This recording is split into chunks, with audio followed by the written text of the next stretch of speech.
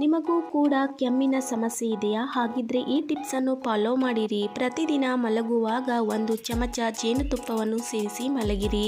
ಇದರಲ್ಲಿ ಆಂಟಿಬ್ಯಾಕ್ಟೀರಿಯಾ ಗುಣಗಳಿದ್ದು ಇದು ರೋಗ ನಿರೋಧಕ ಶಕ್ತಿಯನ್ನು ಹೆಚ್ಚಿಸುತ್ತದೆ. ಆದ್ದರಿಂದ ಇದನ್ನು ಚಿಕ್ಕವರು ಕೂಡ ಯೂಸ್ ಮಾಡಬಹುದು, ಹಾಗೆ ದೊಡ್ಡವರು ಕೂಡ ಯೂಸ್ ಮಾಡಬಹುದು. 1 ವರ್ಷ ಮೇಲ್ಪಟ್ಟ ಮಗುವಿಗೆ ಜೇನುತುಪ್ಪವನ್ನು ಕೊಡಬಹುದು.